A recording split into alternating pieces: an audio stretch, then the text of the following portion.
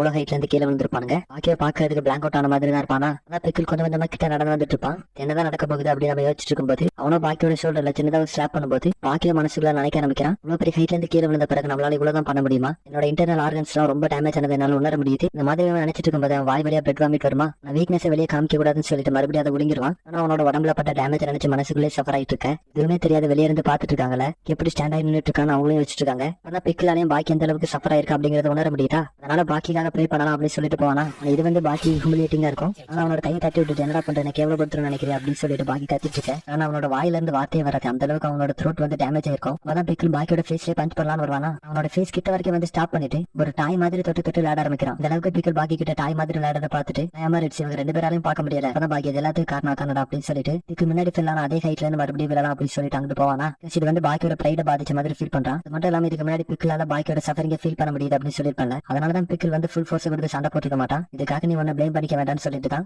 இந்த தடவை அவனாவே மேல இருந்து கீழே விழுவான். அவனை இதெல்லாம் பார்த்துட்டு என்ன சூசைட் பண்ண போறான்னு யோசிச்சுட்டு இருப்பாரு. அவ்வளவு ஹைட்ல இருந்து கீழே விழுந்து மறுபடியும் எந்திரிச்சு நின்னதை பார்த்துட்டு பிக்கிலுக்கு இங்க என்ன நடக்குதுன்னே புரியாம முடிச்சிட்டு இருப்பான். அதான் பாக்கி பிக்கிலுக்கு ஒரு பஞ்ச் பண்ணுவானா. பார்த்துட்டு என்ன பஞ்ச மிஸ் பண்ணிட்டான் அப்படின்னு சொல்லி பார்த்துட்டு இருக்கும்போது மறுபடியும் அதே மாதிரியான ஒரு கிக்கான எந்த ஒரு டேமேஜ் இருந்த மாதிரி இருக்காது. நான் பிக்கில் கீழே விழுந்துருவாங்க. என்ன நடக்குதுன்னே தெரியாம எல்லாரும் முடிச்சிட்டு இருக்கேன். பிக்கில் மறுபடியும் எந்திரிச்சு நிக்கணும் அப்படின்னு முயற்சி பண்ணாலுமே கூட அவனால எந்திரிச்சு நிக்க முடியல. அதான் பார்த்தாங்கன்னா அவன் ரசிக்கிட்டு என்ன நடக்குதுன்னு கேட்கும்போது அவனுக்கும் இங்க என்ன நடந்துச்சு அப்படிங்கிற ஐடியா இல்ல. இருந்தாலும் ஒரு அசம்ஷன் வைக்கிறான். பாக்கி வந்து இதை ரிலைஸ் பண்ணிருக்கணும். பாசிபிளான பஞ்ச் வச்சு மட்டுமே இவனை தோக்கடிக்க முடியாது. போன எபிசோட்ல பார்த்திருப்போம் ஜாக் வந்து பிக்கிலோட பிரெயினுக்கு வந்து ஏம் வச்சிருப்பான். அதை அவனால அச்சீவ் பண்ணிருக்க முடியாது எந்த அளவுக்கு ஒரு ப்ரூட்டலான பஞ்சா இருந்தாலுமே கூட. அதனாலதான் கரெக்டா பாக்கி அவனோட சின்ன மட்டுமே அந்த ஹிட் பண்ற மாதிரி ரைட்டா அந்த எஃபெக்ட் வந்து பிரெயினுக்கு போற மாதிரி ஒரு பஞ்ச் பண்ணிருப்பான். இந்த மாதிரி இவங்க அவரோட அசம்ஷனை வச்சிட்டு இருக்கேன். பிக்கிலோட பாடி வந்து பாக்கியை பார்த்து ட்ரிம்பிள் ஆக ஆரம்பிக்குது. எப்போ சொல்ற மாதிரி தான் பிக்கிலுக்கு இந்த மாதிரியான அட்டாக்ல ரொம்பவுமே புதுசு. பாக்கி அவனோட பாடி வந்து ஃபுல்லா ரெக்கவர் ஆகாதனால ரைட்டா அவங்க கூட சண்டை போடக்கூடாது அப்படிங்கிற மாதிரி அவன் முடிவு பண்ணிட்டு இருக்கேன். நாய் வந்து பாக்கி கிட்ட ஃபர்ஸ்ட் சீசன்ல ஒரு அட்டாக் யூஸ் பண்ணிருப்பார்ல டெக்னிக் அதை யூஸ் பண்றான். பாத்து நான் பிக்கில் கூட சண்டை போடும்போது இந்த டெக்னிக் யூஸ் பண்ணல அப்படிங்கறத நினைச்சு இங்க ரிக்ரெட் பண்ணிட்டு இருக்கேன். இந்த டெக்னிக் யூஸ் பண்றது நம்ம பாடியோட ஸ்கின்னுக்கு தானே பாதிப்பு கொடுக்கும். இவன் நம்மளோட பாடி எவ்வளவுதான் ஸ்ட்ராங்கா இருந்தாலுமே கூட நம்மளோட ஸ்கின் அப்படிங்கிறது சாப்பிட்டு தானே. இவனுமே அந்த விப் டெக்னிக் யூஸ் பண்ணி பிக்கிலுக்கு ஒரு ஷாட் கொடுக்க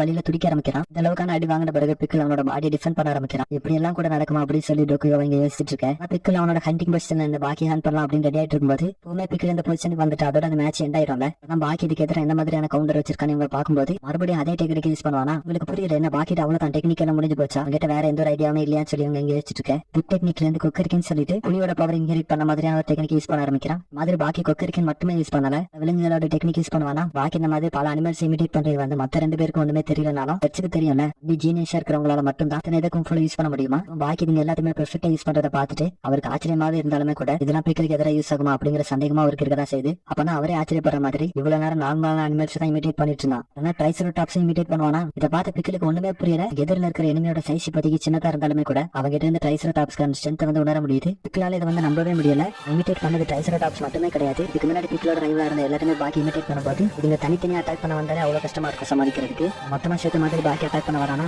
என்னதான் பண்றதுன்னு தெரியாம முடிச்சுட்டு போனா அவனா பிக்கிலோட கையை ரொட்டேட் பண்ணி விடும்போது டீரெக்ஸே அவனோட கையை ரொட்டேட் பண்ணி விட்ட மாதிரி ஃபீல் ஆகுது. நெக்ஸ்ட் அட்டாக் பாக்கி பண்ண வரும்போது பாக்க பிக்கிலுக்கு ஏதோ ட்ரைசெராடாப்ஸ் அட்டாக் பண்ண வர மாதிரி தோணுமா. இவன் அந்த அட்டாக்கை ஃபேஸ் பண்றதுக்கு அவனோட ஸ்டைல தயாராகிறானா. இதை பார்க்கும்போது ரெட்ஸ்க்கு பாக்கி எப்படி இதை விஷன் பண்ண போறான் அப்படி தோண ஆரம்பிக்குது. பிக்கில் அவனோட டைம்ல ட்ரைசெராடாப்ஸ் வரும்போது இந்த டெக்னிக் யூஸ் பண்ணிருக்கானா. உண்மையாவே ட்ரைசெராடாப்ஸ் அப்படின்னு சொல்லும்போது அது எத்தனை டன் இருக்கும். பாக்கி அதிகபட்சம் வேணா ஒரு 150 கிலோக்குள்ள வேணா இருக்கலாம். அதான் இந்த அளவுக்கான ஒரு டிவைஸ்டிங்கான அட்டாக் எப்படி பாக்கி தடுக்க போறான் அப்படின்னு சொல்லி இவங்க எல்லாரும் யோசிச்சுட்டு இருக்க. பிக்கில் அந்த அட்டாக் லான்ச் பண்ணும்போது பாக்கி அந்த அட்டாக்ல இருந்து டாச் பண்ணணும் அப்படின்னு கொஞ்சம் கூட முயற்சி பண்ணவே இல்லை. ஆனா பார்த்தா பிக்கில் தான் தூரமா போய் விழுவானா. அப்பதான் பாக்கி அந்த அரேனால இருக்கிற ஒவ்வொரு இடத்தையும் மார்க் பண்ண ஆரம்பிக்கிறான். அனிமல்ஸ் எல்லாம் மார்க் பண்ணும்ல அதுங்களோட இடம் இதுதான் சொல்லி யூரின் பாஸ் பண்ணி மார்க் பண்ணுமா. இந்த மாதிரி பாக்கியுமே மார்க் பண்ணும்போது இந்த மார்க் பண்ண இடம் எல்லாமே என்னோட தான் அப்படின்னு பிக்கில் கிட்ட சொல்லாமே சொல்றான். இல்லமே பயங்கர கோவத்துல பாக்கி கிட்ட வரும்போது ட்ரிக் பண்ணி சண்டை போட்டதெல்லாம் போதும் ஏதாவது ஒரு நார்மல் ஃபைட்டர் மாதிரி சண்டை போடுவோம்னு சொல்லிட்டு பாக்கி பிக்கில் கிட்ட நிற்கும்போது பிக்கில் அவனோட ஷோல்டர்லயே ஒரு அடி போடாம பாருங்க. மாதிரியான ஒரு அடி வாங்கின பிறகு நான் எப்படி பார்த்தேன்னு சொல்லுவானா. பிக்கிலோ பாக்கியோட மூஞ்சில போட்டு மிக நடிக்க ஆரம்பிக்கிறான். எனக்கு விழுந்துச்சு அப்படிங்கிறத நம்மளால கவுண்ட் கூட பண்ண முடியாது.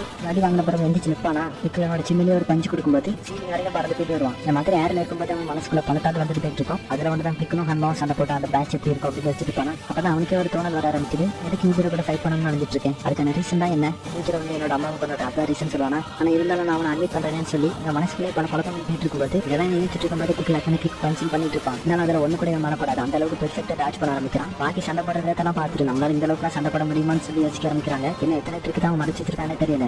எவ்வளவு அட்டாக் பண்ண முயற்சி பண்ணாலுமே கூட அவனுக்கு பின்னாடியே வந்துட்டு இருக்கான். அந்த அளவுக்கு பாக்கி ஸ்பீடா இருக்கும்போது திடீர்னு பிக்கிலுக்கு முன்னாடி வந்து நிற்பானா. என்ன பண்ண போறானோ நம்ம யோசிக்க. நான் இதை எப்படி சொல்றது. பிக்கிலோட பால்ஸ்ல ஒரு பஞ்சு இந்த பெயினை தாங்க முடியாம தரையில உருண்டு சுத்திட்டு இருப்பானா. அப்பதான் டோக்குகாவா ஒரு கேள்வி கேட்பாரு ரெட்ஸ் கிட்ட. அந்த கேள்விக்கு எனக்கே ஆன்சர் சொல்லணும் போல தோணுச்சு. இவன் பெருசுனா டோக்குகாவாட்ட போய் நானே சொல்லணும் போல தோணுச்சு. என்ன கொஸ்டின் கேட்காரும் பாருங்களேன். அது அந்த சின்ன பாட்டு அதுல இருந்து இவ்வளவு வலிக்குமான்னு கேட்கும்போது சின்ன மாதிரி இல்ல சாப்பிட்டா விளக்க ஆரம்பிக்கிறாரு. அதை நம்ம பாடியிலே இருக்கிற சின்ன பாட்டா இருந்தாலுமே கூட நம்ம பாடியில இருக்கிற ஒரு முக்கியமான விட்டல் பாயிண்ட் மத்த விட்டல் பாயிண்டா இருக்கிற இன்டர்னல் ஆர்கன்ஸ் எல்லாத்துக்குமே லைக் ஹார்ட்ல இருந்து எல்லாத்துக்குமே ப்ரொடெக்ட் பண்றதுக்கு போன்ஸ் அப்படிங்கிறது இருக்கதானே செய்யும். வால்ஸ் அப்படின்னு வரும்போது அதை வந்து ஸ்பெர்ம் ப்ரொடியூஸ் பண்ணுவான். அப்படி இருக்கச்சுல அந்த பாட்டு வந்து ரொம்பவே கூலா இருக்கணுமா, அதனால அதுக்கு மேல திக் லேயர்ஸ் எதுவுமே இல்ல அப்படின்ற மாதிரி சொல்லுவாரா. அப்பதான் அவ்வளவுதான் மேட்ச் முடிஞ்சிட்டான்னு சொல்லும்போது இல்ல இந்த மாதிரி யாராட்ட பால்ஸ் அடி வாங்கிட்டா பாதிக்கப்பட்ட நபர் வந்து ரெண்டு ரியாக்ஷன் தான் எப்பவுமே கொடுப்பாங்க. ஒன்னு கிவ் அப் பண்ணிடுவாங்க என்னால முடியல அப்படின்னு சொல்லிட்டு, நீ எப்படி நீ அங்க அடிக்கலாம் சொல்லிட்டு சண்டைக்கு போவாங்க. அவங்க சொன்ன மாதிரியே பிக்கல் வந்து ரெண்டாவது சாய்ஸ் எடுத்து பயங்கர ரேஞ்சா நிற்கும் போது அவ்வளவுதான் பேட்டியோட கடைசி வந்துட்டு சொல்லி நம்ம இங்க பாத்துட்டு இருக்கேன். அவனோட ஃபைனல் ஃபார்ம் பாக்கி கிட்ட காமிக்கும் போது அவனோட பாடியில புதுசா அவனை நோட்டீஸ் பண்றான். இது வரைக்கும் யாருமே நோட்டீஸ் பண்ணிருக்க மாட்டாங்க. பிக்கல் அவனோட ஃபைனல் ஃபார்ம் எடுத்த பிறகு அந்த ஸ்காரை வெளியே தெரிய ஆரம்பிக்குது.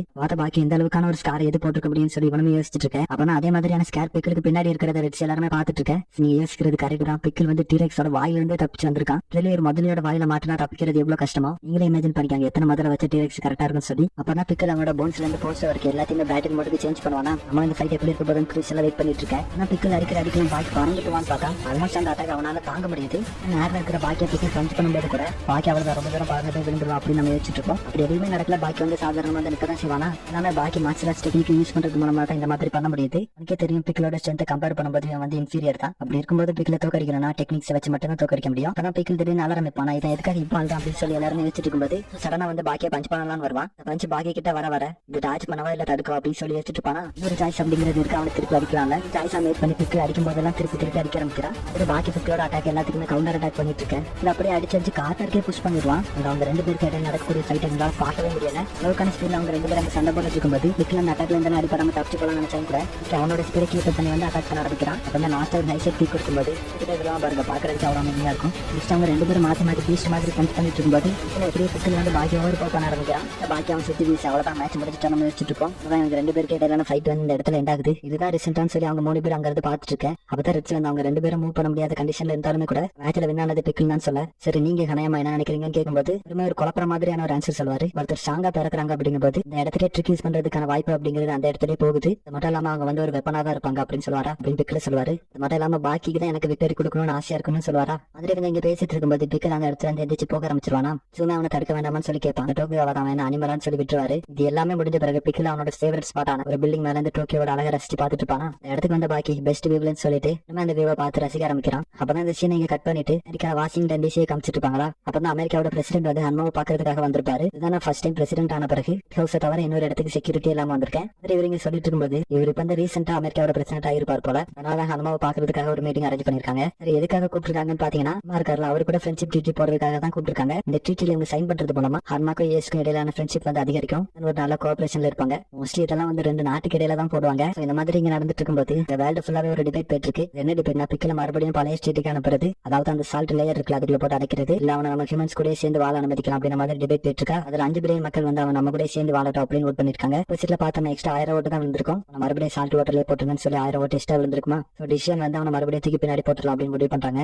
ப்ரொஃபசர் கிட்டையும் கேட்கும்போது வருத்தமா தான் இருக்குது. இந்த டிசிஷன் தான் மக்கள் மேக் பண்ணிருக்காங்கன்னு சொல்லும்போது சொல்றதுக்கு ஒண்ணுமே இல்லை அப்படின்னு சொல்லிட்டு போயிருவாரு. அதுதான் ப்ரொஃபசர் கேரியும் பேசிக்கிட்டே ஒரு பார்க்க நடந்து போயிட்டு இருப்பாங்க. அதே சமயத்துல பிக்கல் அடைச்சு வச்சு இந்த ஃபெசிலிட்டி உடஞ்சிருக்கிறதையும் காமிக்கிறாங்க. அப்பதான் அவங்க நடந்து போயிட்டு இருக்கிற பாதையில வந்து ஒரு டைசர் டாப்ஸோட மண்டை வந்து விழுமா. யாரும் பார்த்தா பிக்கல் தான் தூக்கி போட்டிருப்பான். எதுக்காக பிக்கல் பண்ணிருப்பான் ஒரு அப்ரிசியேஷனா கேரிக்கு காமிக்கிற மாதிரி தான். அதான் கேரியும் பிக்கலும் ஃபர்ஸ்ட் டைம் மீட் பண்ணிக்கும் போது ஒன்னே மாதிரி பல பேரை காமிக்கிறேன்னு சொல்லிருப்பார்ல. சொன்னது அதே மாதிரி நிறைவேற்றவும் செஞ்சிருப்பாரா. அதுக்கு வந்து ஒரு கிஃப்டா இந்த மண்டையை தூக்கி போட்டிருப்பான். அதே சமயத்துல பேக்ரவுண்ட்ல ஒரு வாய்ஸ் ஓவர் பிக்கல் டோக்கியோல டிசப்பியர் ஆயிட்டா அப்படின்னு சொல்லி அந்த வாய்ஸ் ஓவர் சொல்ல அதோட எபிசோடுமே எண்ட் ஆகுது.